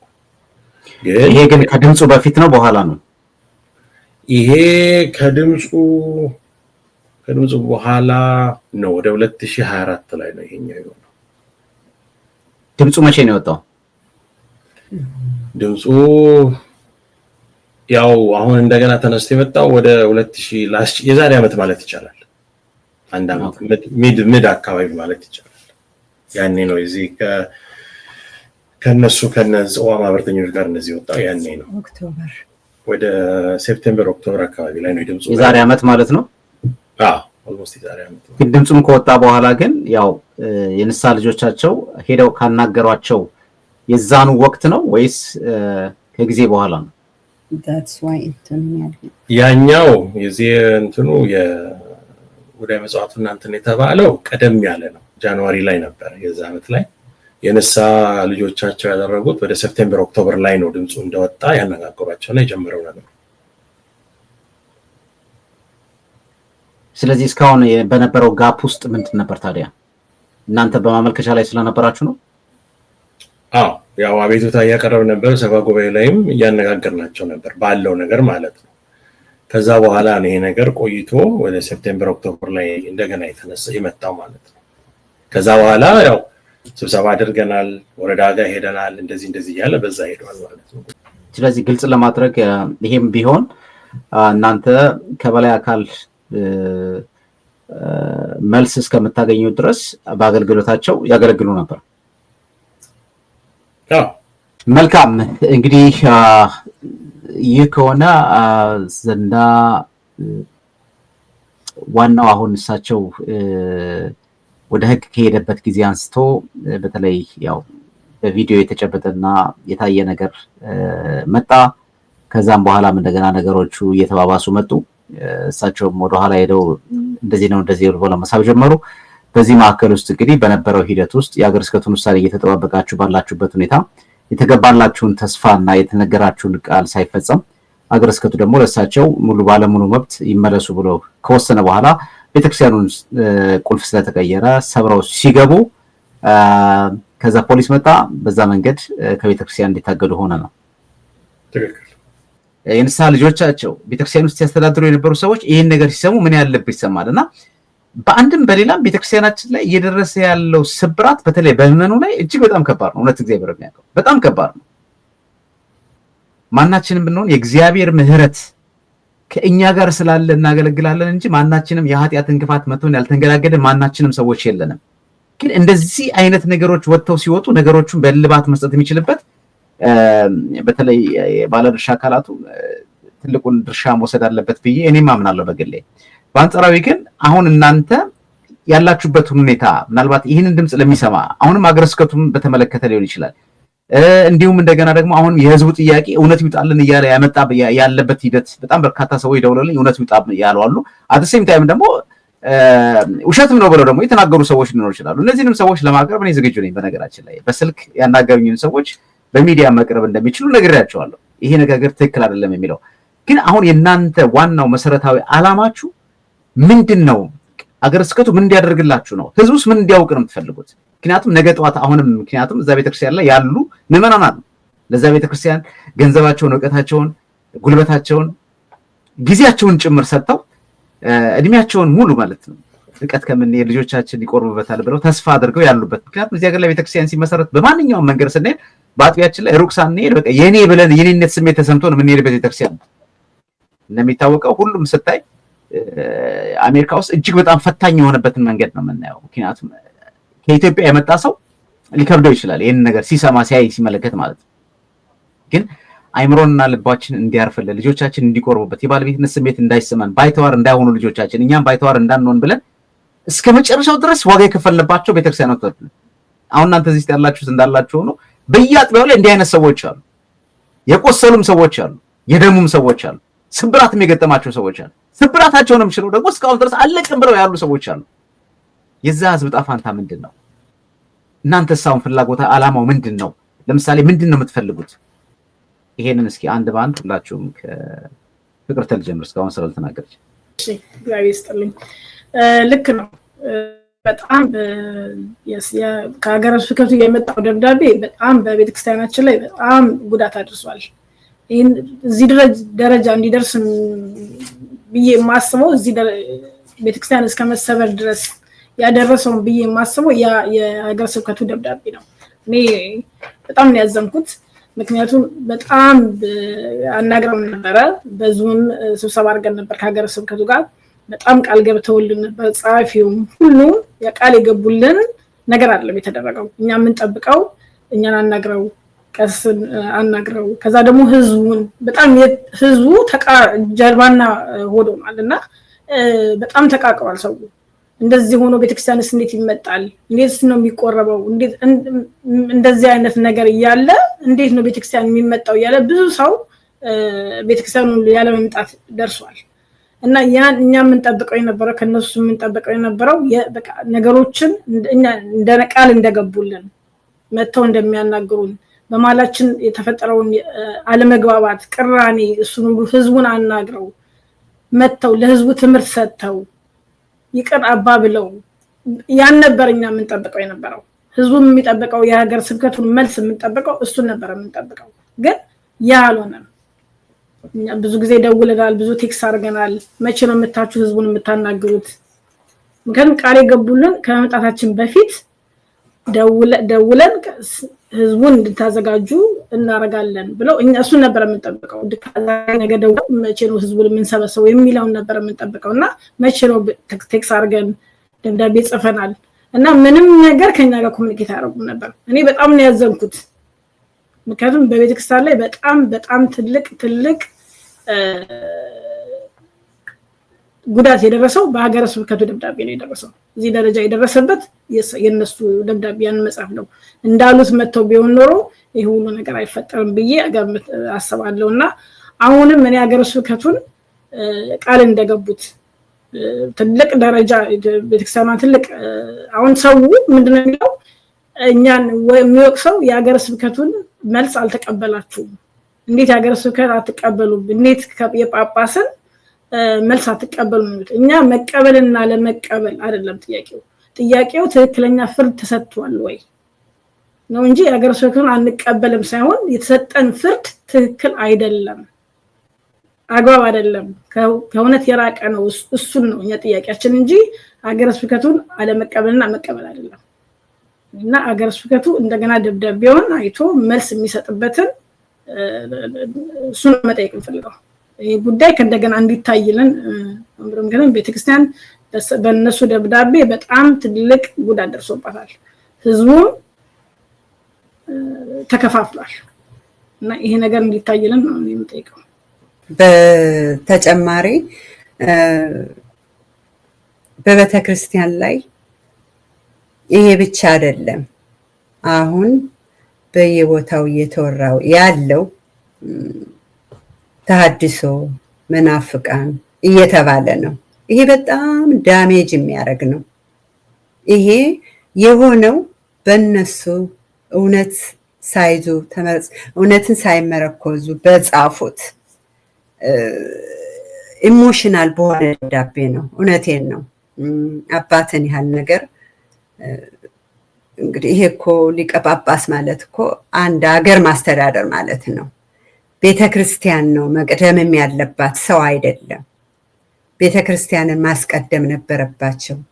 እውነቱን ከእውነት ከልብ ማየት ነበረባቸው። ሰውን ሳይሆን ቤተክርስቲያንን አስቀድመው። ይሄ ነገር ምንድን ነው የሚያመጣው? ይሄንን እንየው እስኪ። ወረቀቱንም ያን የላክንላቸውንም አይመኑበት።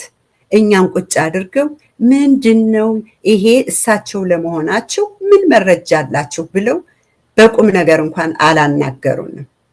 ኤቭሪ ታይም ሲመጡ በምክንያት ነው የሚመጡት፣ እኛን አይነግሩንም።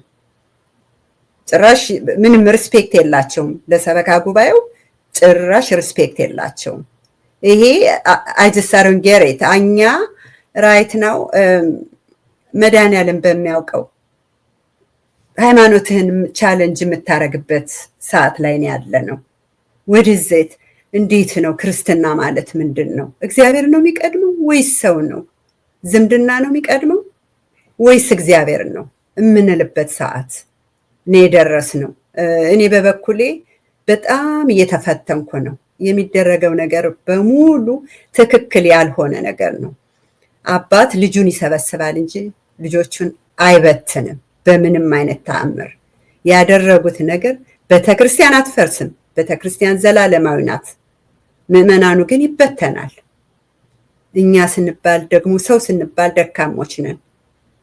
ጀስ ባላየነው ባላጣራነው ነገር ቶሎ ብለን ጃጅሜንት ላይ ነው የምንወድቀው እና እነሱ የጻፉትን ደብዳቤ እንዲያስተካክሉ ነው የምንፈልገው።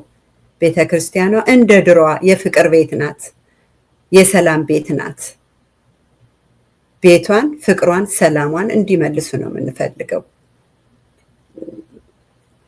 የሚያሳዝን ነው የነሱ ስራ። ግን አትሊስት አሁን ተመልሰው ወደ አይምሯቸው ተመልሰው ትክክለኛ ፍርድ እንዲያደርጉልን ነው የምንፈልገው። እግዚአብሔር ይስጥልኝ ዲያቆን ጸጋ። እንግዲህ ቀረ የምትለውም ካለ አንድ ላይ ጨመር አድርገህ በተለይ የደብሮ ምዕመናን እናንተ አሁን እየሄዳችሁ ያላችሁበትን ርቀት ምናልባት በቅርብ ያው ሪፖርት እንደምታደርጉ ቢታወቅም አጠቃላይ ደግሞ ይህንን ጉዳይ ከቅርብም ከሩቅም በውጭም በሀገር ውስጥም ያሉ ሰዎች እየሰሙት ነው እና እንዲሁም የሀገረ ስብከቱም ሰዎች ይሰሙታል ብዬ ተስፋ አደርጋለሁ እና አጠቃላይ ባለው ነባራዊ ሁኔታ ምንድን ነው መሆን ያለበት የሚለውን ነገር እስኪ። አዎ ከነሱ ካሉት ላይ ብዙም የምጨምርበት የለም አይደለ? እንዳሉት ነው። ያው ሁላችንም የምንፈልገው ሰላምና እግዚአብሔር ፈልገን ነው ለዚህ አሁን ቤተክርስቲያን የቆምነው፣ ሌላ አይደለም። ትልቁ ሚና እዚህ ላይ የተጫወተው እንዳለው ሀገረ ስብከቱ ጋር ተነጋግረን በነበረው ላይ ሌላ ግልባጭ አድርገው 180 ዞረው ከተሰማማንበት እናደርጋለን ካሉት ለቤተክርስቲያን ሰላም ይሆናል ብለን ርቀ ሰላም ይሆናል ባለው መንገድ ላይ ሄዷል የምንለው ነገር ገልብጠው ሌላ ነገር ስለጣሉ ነውና አሁንም እንዳለው ሀገረ ስብከቱ ጉዳዩን አይቶ የድምጹንም የክህነት ጉዳይ ከሆነ በዛ ላይ ፍርድ እንዲሰጡ ትክክላዊ እንዲያደርጉት ያሉትን ሌሎችን መረጃ ትቶ ባለው ላይ ፍርድ እንዲሰጥ ነው። ሌላኛው ደግሞ ለወደፊትም ደግሞ ቤተክርስቲያናችን የምትቀጥልበትን መንገድ ለማዘጋጀት ከዚህ በኋላ አይደለ ባለው ነገር ላይ የሆነው ነገር ሆኗል፣ ወደፊት የምንሄድበትን መንገድ አዘጋጅተው እሺ ልጆቼ እንደዚህ ነው ብለው ተነጋግረን ተወያይተን በዛ መልኩ ቢያደርጉልን ነው የሚሻለው እንጂ ዝም ብሎ ብቻ ደብዳቤ ጽፎ ባይሆን ጥሩ ነው ማለት ነውና ከአባቶች የምንጠብቀው ያንን ነው። የዛናዊ ምክር ነው የምንጠብቀውና ለእግዚአብሔር ብቻ ዋናው ለቤተክርስቲያናችን ሰላም እናገኝበትን መልኩ ነው። በሰላም ሆኖ እናሳድግበት ምንቀጥልበት በዛ መልኩ አይደለም። እንግዲህ አንደኛው የሰንበት ትምህርት ቤት አባልም ነኝ ጸሐፊም ነኝ። ጉዳዩን መጀመሪያ ያደረሳቸው ከተባሉት የተለየ የድምጽ ቅጂ አንዱ ስለሆንኩ ነው መናገር ስላለብኝ ነው። ሁለተኛው ደግሞ እነሱ የሰበካ ጉባኤ አባላት ናቸው። 10 ዓመት ነው የቆዩት። 10 ዓመት የቆዩት ጥርስ ስለሌላቸው ነው። አሁን ጥርስ ሲያወጡ ነው 10 ዓመት ቆዩ እየተባሉ የታሙት። እንዳልኩ ከሞላ ጎደል ቀኖናዊ ጥሰት ብዙ ነበር ቤተክርስቲያን ውስጥ። አሁን የተባለ እዚች የሪከርዷና የግንኙነቷ እንደዚህ ምናምን ብቻ የገንዘቡ አይደለም። ብዙ ነገሮች ቤተክርስቲያን ውስጥ ችግር ተፈጥረው ነበረ። ሰበካ ጉባኤው በስነ ስርዓት እንዲያናግራቸው ጥያቄ ካቀረቡት ውስጥ አንዱ እኔ ነኝ። ምክንያቱም ለምሳሌ ያህል አንድ ካህን አክሩፎ መስቀል አላሳልምም ማለት ይችላል? ጥያቄ ነው። አይችልም። ሁለተኛ ቡራኪ አልሰጥም ማለት ይችላል? አይችልም። ሶስተኛ በዕለተ ትንሣኤ ጥቁር ለብሶ መቅደስ መግባት ይችላል? እዚህ የኔ ጥያቄዎች ናቸው። ምክንያቱም ትንሽ እኔ ቤተክርስቲያን ውስጥ አድጌያለሁ፣ ስርዓቱን አውቃለሁ። ግን በተቻለ መጠን እነዚህ ነገሮች ነበሩ። እየባሰ የተባባሰ መጥቶ ከነጭራሹ ብዙ ምዕመናን ከቤተክርስቲያን እስከሚርቁ ድረስ ማለት ነው። በጣም ብዙ ምዕመናን ከቤተክርስቲያን እስከሚርቁ ድረስ አንደኛው ትልቁ የመላከ ገነት ችግር ጥያቄ ስታቀር ወይ አንድ ነገር ስታደርግ ያኮርፋሉ፣ መስቀል ያሳልሙ። ሁለተኛው ከውጪ ማንም ሰው ወሬ ያወራላቸውን ነገር ይዘው አያናግሩህም። በተቻለ መጠን ፊት በመንሳት ከቤተክርስቲያን እንድትሸሽ ነው የሚያደርጉት። ያንን ስላልሆነ ነው እስካሁን እኛ ቆመን አሁን ያለችው ቤተክርስቲያን ውስጥ የተገኘ ነው ማለት ነው። በተቻለ መጠን አደናብረው እንድትወጣ ነው የሚያደርጉት። ይሄ አግባብነት የሌለው ነገር የሰሩት የነበረው የቀኖናዊ ጥሰቱ። አሁን እንግዲህ እነዚህ ነገሮች በሙሉ መታየት አለባቸው በሀገረ ስብከቱ። ልክ ናቸው አይደሉም የሚለውን እነዚህ ነገሮች አይቶ ነው መወሰን ያለበት። ይህ አጠቃላይ ከነበሩት ነባራዊ ሁኔታዎች ጋር ተጠቃሎ የቀረበ ነበር። እሱ ሰበካ ጉባኤው ነው የሚጠየቀው። ምክንያቱም እነዚህ ነገሮች አቅርበናል። እነዚህ ትልቅ ስህተቶች የነበሩ እነዚህ ነገሮችም እየተጨማመሩ የመጡ ናቸው። እንግዲህ ከዛ ከድምፁ ቅጂ ጋራ ንስሐ ልጆቻቸው ካናገሩት ነገር ጋራ ተያይዞ መታየት የነበረባቸው ነገሮች ናቸው እና ብዙ ምዕመናን ከቤተክርስቲያን ሸሽቷል። በተለይ ከባህታ እኛ በማናውቀው እኔ አንደኛው አገልጋይ ስለሆንኩ በተለይ ደግሞ ህፃናት ክፍል ላይ ስለምሰራ የልጆቹ እናቶች አሉ። አንደኛው እኛም እንታማልና ዲያቆኖች አሉ ሳይማሩ የቀሩ እነሱ መማር አለባቸው እያልን ስለምንጮህ በዚህ ትልቅ ችግር ተፈጥሯልና አንደኛው ይሄ ነው። ሁለተኛው ሰበካ ጉባኤ የተባለው ነገር 10 ዓመት ቆየ ያለውነ የሚባለው አሁን ቅድም እንደነገርኩክ እስከዛሬ ድረስ እሳቸው ቢሉትን ብቻ እየፈጸመ የሚሄድ ሰበካ ጉባኤ ነበር። እንደተባለው አዲስ ሰበካ ጉባኤ ይለወጥ ሲባል ራሱ አሁን ጥርስ አበቀለ መጠየቅ ጀመረ። ጥያቄ መጠየቅ ሲጀምር ነው ይሄ ጥያቄ መቅረብ የነበረበት ለሳቸው ነው። ለምን 10 ዓመት ቆየ ተብሎ መጠየቅ የነበረባቸው እሳቸው ናቸው። እንግዲህ ይሄንን ጥያቄ የሚጠይቁት ሰዎች ወይም ይሄን ጥያቄ ያነሱ ሰዎች ይሄን ጥያቄ ለሳቸው ጠይቀው እሳቸው መልስ መመለስ ነበረባቸው እንደ ስርዓቱ ማለት ነው። ምክንያቱም ይሄ ሰበካ ጉባኤ ይሄን ያህል ጊዜ እንዲቆይ ምክንያት የሆኑት እሳቸው ናቸው። ለምሳሌ እንደተባለው እነሱ እንደገለጹት ምርጫ የተደረገ ጊዜ ቃላዋዲውንና የቤተክርስቲያን ባይሎ ይዘው ይሄንን ማሟላት የሚችል ነው መምረጥም ማስመረጥም የሚችለው የሚለው ላይ ሐሳብ አቀረቡ። ያንን ደግሞ አብዛኛው የኛ ሰው ታውቃለህ ወደ ኋላ የሚሸሽ ፈሪ ስለሆነ ያንን ሲያቀርቡ ሁሉም ሰው ሸሸ። አንድም ደግሞ ያንን ሊያሟላ የሚችል ብዙ ሰው አልነበረም።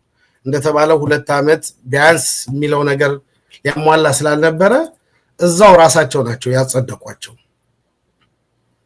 አሁን ይሄ ጥያቄ ሲነሳ ይሄን ጥያቄ ከበር ለማድረግ የመጣ ነው።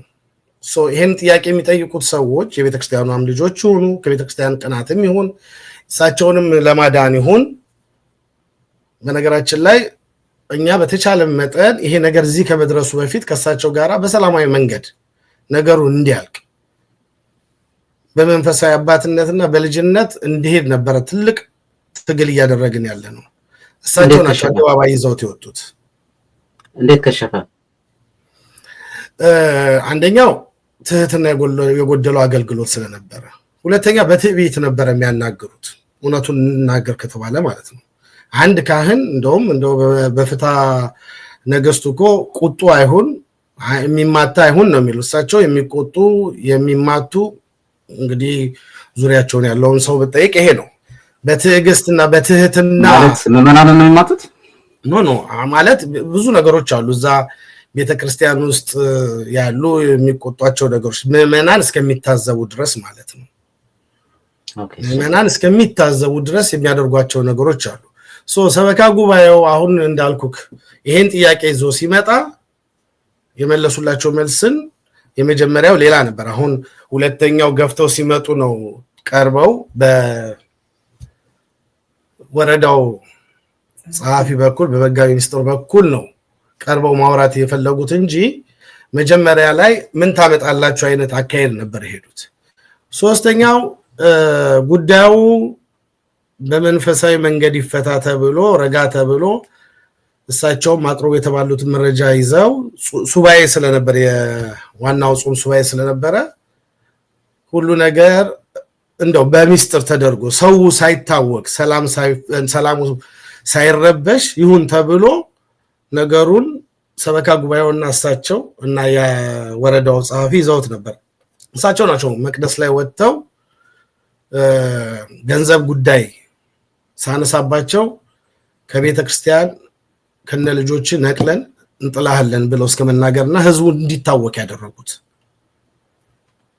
እንግዲህ እንደ ካህን ጉዳዩን ረጋ ብለው እንደ አባትነት እንደ መንፈሳዊ አባትነት ቀኝ ግራ አይተው አንዳንድ ጊዜ ጥሩ መካሪ ማመኖር አለው የሚልም ሰው ሊኖር ይችላል። ይሄ ተደራረበና ጉዳዩ አሁን ያለበት ደረጃ ደረሰ። በተቻለ መጠን እሳቸውንም ላለማሳጣት እሳቸውንም አደባባይ ይዞ ሰድቦ ለሰዳቢ ላለመስጠት በተቻለው መጠን ነገሩ እዛው በሰበካ ጉባኤና በእሳቸው እንዲያልቅ ነበር የተፈለገው። ነገር ግን እሳቸው ናቸው አደባባይ ይዘውት የመጡት ማለት ነው። ያ ደግሞ አሁን ያለበት ደረጃ ቤተክርስቲያኗ ምእመናኑ ለሁለት እስኪከፈል ድረስ እንግዲህ እግዚአብሔር የሚጠላው 6 ነገሮች አሉ። 7ኛው በወንድማማቾች መካከል መቃቃርን ነው የሚለው። እንግዲህ በወንድማማቾች መካከል በአንድ መቅደስ ውስጥ አሃዱ ተብሎ የሚቀደሰውን ቅዳሴ የሚያስቀድሱ ሰዎች በጠላትነት እስከሚተያዩ ድረስ ከፋፍለውታል። ይሄ አንደኛው የሚያስጠይቃቸው ጥያቄ። አሁን እነዚህ የተከፈሉ ወይም እሳቸው ደጋፊ መጥተው ያስቀድሳሉ? አብዛኞቹ አይመጡም። አብዛኞቹ ማለት ሙሉ ማለት ይቻላል አይመጡም። ለምን እንደው አንተ ቴሌግራም ላይ ከተጻፈው ካየህ ስማቸውንና ስልካቸውን ሁላ ደብቀው ነው የሚያወሩት። ፊት ለፊት መታችሁ ሰበካ ጉባኤውን አውሩ፣ ሰበካ ጉባኤ ጋር ችግር ካለ ችግሩን ተወያዩ ብለን ጽፈናል። በቫይበር ግሩፕም በሌላው ያለውን ኢንፎርሜሽን ግራም ቀኝም ማየታችሁ ከሰበካ ጉባኤም ችግር አለ ከመላከ ገነትም ችግር ካለ ያንን አይታችሁ ነው መወሰድ ያለባችሁ እንደ መንፈሳዊ ልጅነት እንደ መንፈሳዊ አባትነት። እኛን ሰበካ ጉባኤውንም እንወቅሳለን። ምክንያቱም እነሱ በተቻለ መጠን እንትን ብለዋቸው እሹሩሩ ብለዋቸዋል። ይሄን ያህል ጊዜ የሄደው ሰበካ ጉባኤው ለሳቸው ነገሩን ለመሸፈንና እንደው እንደዚህ አደባባይ ሳይወጣ ችግሩ እዛው ተደፍኖ እንዲቀርና ለቤተክርስቲያኗ ሰላሟ እንዲቀጥል ነበር ፍላጎታቸው። ነገር ግን እሳቸው በጎን ከዚህ በፊትም ያደረጉት ነገር ስላለ በቤተክርስቲያን ውስጥ ሰበካ ጉባኤውን ይዘው ሌሎች ሰዎች ለቤተክርስቲያን የሚያገለግሉ ሰዎች እንዲወጡ ያደረጉት ነገር ስላለ አሁንም ያንን ነገር ማድረግ ነው። ሌሎቹን ይዘው ደግሞ እነዚህም ማባረር ፈልገው ነበረ፣ ግን አልተሳካላቸው። ምክንያቱም እግዚአብሔር የፈቀደ ጊዜ ነገሮች ሁሉ ተገላልጠው ይሄው አሁን ያለበት ደረጃ ደርሷል። እኔ በአጋጣሚ ሆኖ እሳቸው ተገኝተው እነዚህን ያሉትን ጥያቄዎች ባቀርብ ደስ ይለኝ ነበር፣ በፊት ለፊት ማለት ነው። ምክንያቱም ለቤተክርስቲያን ሰላም ሲባልና ለእሳቸውም ለቤተሰባቸውም ተብሎ የተያዘን ነገር አደባባይ ድረስ ይዘውት የመጡት እሳቸው ስለሆኑ ማለት ነው። ያንን መፍትሄ ይመጣል ብለን እናንተ ምእመናን አያገባችሁ፣ ይሄ ሰበካ ጉባኤው ነው። ምክንያቱም በቃለ ዓዋዲው ሰበካ ጉባኤው የቤተክርስቲያኗን ደህንነት መጠበቅ መብት አለው ስለሚል ያንን ደህንነት ለመጠበቅ እናንተ አናግሩ፣ ስቴፑ ተጠብቆ ማለት ነው። መጀመሪያ እናንተ፣ ከዛ ከማህበረ ካህናቱ ጋር፣ ከዛ የሚመለከተው እያለ ነው እንግዲህ አገረ ስብከቱ ጋር ሄደው አገረ ስብከቱ ጋር ጉዳዩ ሲሄድ አገረ ስብከቱም አድበስብሶ ማለፍ ነው የፈለገው። እዚህ ጋር የተጣላ ሰው የለም። የቀኖና ጥሰት ለቤተ ክርስቲያኗ ችግር ሰላሟን ሊነሳ የሚችል ነገር መጥቷል።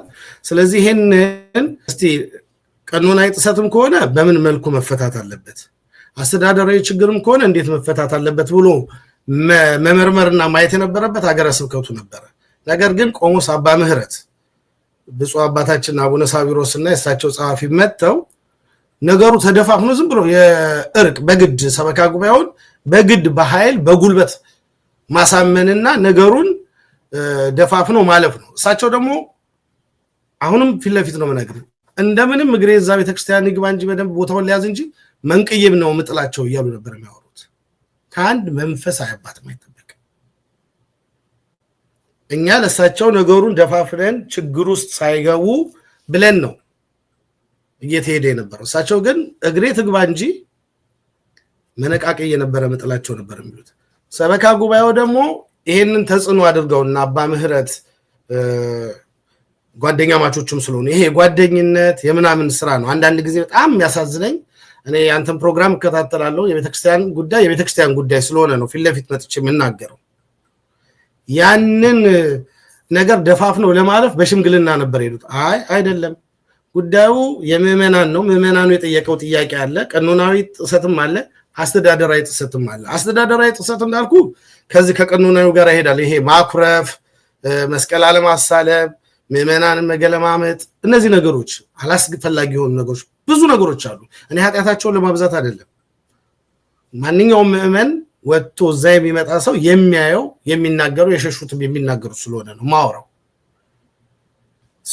ቀጥሎ ደግሞ ሰበካ ጉባኤውንም እቺንም ያምነሷት ጉዳይ ነገሩን ደፋፍነው ለማለፍ ነው እንደሱ አይደለም ግልጽ ሆኖ በትህትና በፍቅር ልጆቼ ይሄ የኔ ጉዳይ ነው አትፍጭም ከሆነ ይቅርታ አሁን እናንተ ዝም በሉ በፍቅር በትህትና መዝጋት የሚችሉት ገና ድሮ ነበር ከአመት በፊት ነገር ግን ምን ታመጣላችሁ የሚለው ትዕቢት ትህትና የጎደለው አገልግሎት ይሄው አሁን እዚህ ላለንበት ደረጃ ደርሶናል መልካም እግዚአብሔር ይስጥልኝ ከልብ ነው አመሰግነው እንግዲህ ዛሬ ቆይታ ያደረኩትኝ ከሂውስተን ደብረገነት በዓታ ለማርያም ቤተክርስቲያን የሰበካ ጉባኤ አባላት ነው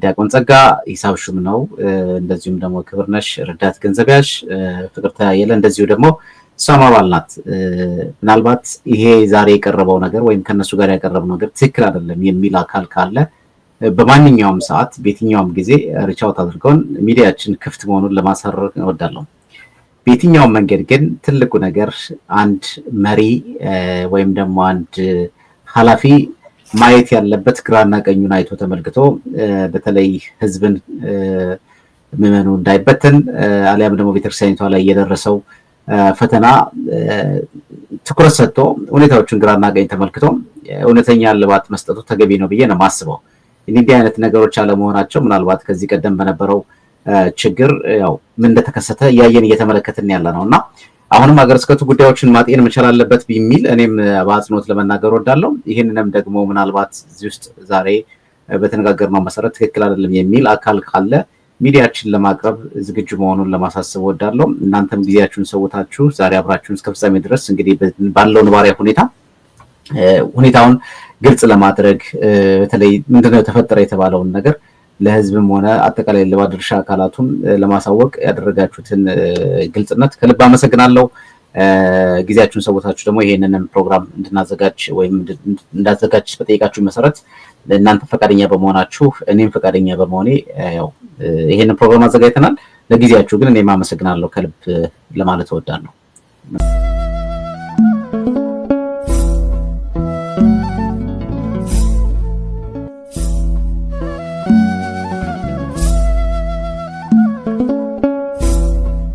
Thank you.